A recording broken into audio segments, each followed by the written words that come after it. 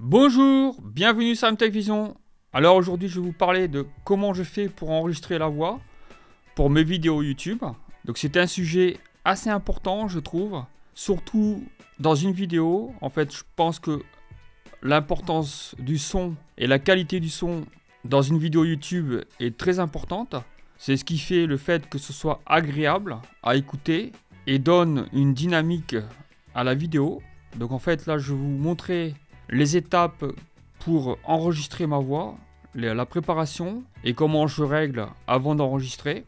Donc la première étape, j'ai créé une piste audio pour pouvoir enregistrer ma voix. Panoramique, c'est quoi? C'est l'équilibre droite-gauche. Donc là c'est sur 0, donc c'est au milieu. Donc j'aurai le même son à droite et à gauche, donc le même volume. Donc là vous voyez que je suis à 0 dB et 0 dB c'est en fait c'est un volume assez élevé en fait qu'il faut jamais laisser à la base. Il faut pas laisser à 0 dB. Il faut toujours enregistrer. L'idéal c'est d'enregistrer par exemple à moins 12 dB. Après moins 5, moins 6 c'est bien. Alors moi je mets toujours à moins 5 dB.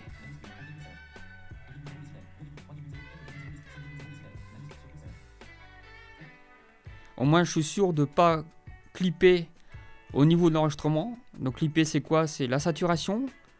Quand vous enregistrez par exemple un son trop fort, ça veut dire que vous arrivez au maximum de la capacité de l'enregistrement. C'est-à-dire que votre fréquence, au lieu d'avoir un pic, une courbe, vous allez avoir une compression. C'est-à-dire la saturation, ça fait une genre de compression.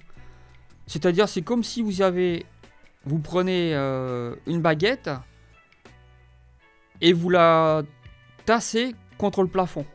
Et donc la baguette, elle est plus ronde, elle devient plate puisque vous l'avez appuyée sur le plafond. Et là c'est pareil en fait.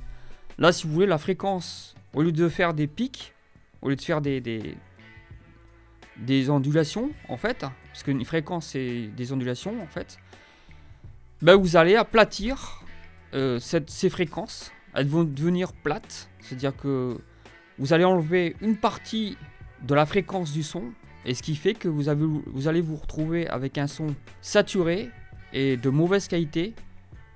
Et donc en fait ça c'est quelque chose qu'on ne peut pas récupérer une fois qu'on a enregistré, on est obligé de tout recommencer. Donc moi ce que je vous conseille vraiment c'est de toujours mettre à moins 5 dB. Je mets à moins 5, ça va, j'ai pas de problème. Donc voilà, donc là ça enregistre le son. J'ai fini cette vidéo. J'espère qu'elle vous sera utile.